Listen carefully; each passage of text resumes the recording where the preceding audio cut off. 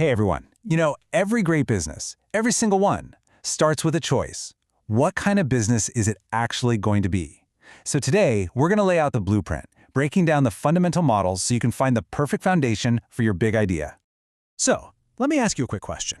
When you hear that word, business, what's the first thing that pops into your head? Seriously, how many different kinds could you name off the top of your head?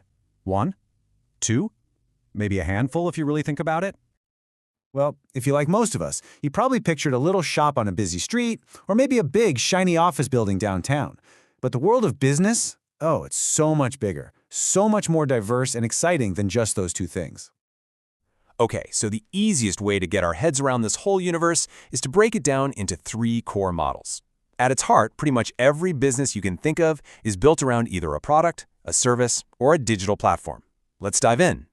First up, we've got the product-based business. And this one's pretty straightforward, right? You either make something or you buy something. It could be a physical item people can touch, or even a digital file, like an ebook, and then you sell it to customers. Simple as that. I mean, these are the businesses we see all the time. Think about your favorite clothing store, a food truck, or even those online shops selling cool phone cases. And the key thing to remember is they can be a physical store, a little pop-up stand, or exist completely online.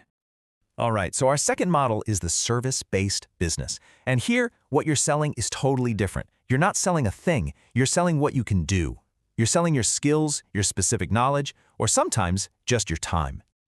And wow, this category is huge. It covers everything from teaching and tutoring to fixing phones to salon services. And of course, there's that massive world of freelancing. Writers, graphic designers, consultants, they all fall right under this umbrella. And this leads us to the secret weapon of a service business. It's so easy to get into. For a lot of people, it is the fastest way to become an entrepreneur because your startup costs can be next to nothing. You're basically just cashing in on a skill you already have. Okay, and that brings us to our third, and honestly, the fastest growing category out there, the digital business. This is any business that really lives and breathes online, using the incredible power of the internet to find and help its customers. I mean, this is really the new frontier of entrepreneurship, isn't it? Think about your favorite YouTuber, a blogger who uses affiliate marketing, a dropshipping store you've bought from, or an expert who sells online courses. These are all incredibly powerful digital-first businesses. And there are a ton of perks with these businesses, but maybe the biggest one of all is location freedom. The idea that you can run your entire operation from anywhere in the world with just a laptop, that is a total game changer. So, we've got our 3 core models down: product, service, digital. Now let's add another layer to our blueprint: the whole question of scale. See, here's something that's really important to get. Any of these models can be tiny or they can be massive. You can have a freelance writer working all by themselves, or you can have a giant consulting company. You can have a small local store or a huge factory. The model doesn't decide how big it gets. So, let's put this all together. We've got the models, we've got the scale, but what does this actually mean for you? If you're just starting out, thinking about taking that first step, what's the smartest move? For anyone who's just starting their journey, here's a really powerful way to think about it. It's like a 2-step pathway. First, think about starting with a service-based business. Use that to build up your skills and maybe some cash. Then start exploring how you can turn that into a digital business. So you might be wondering, why that specific order? Well, it all comes down to a simple but super powerful trade-off. The financial risk is incredibly low, but what you learn is incredibly high.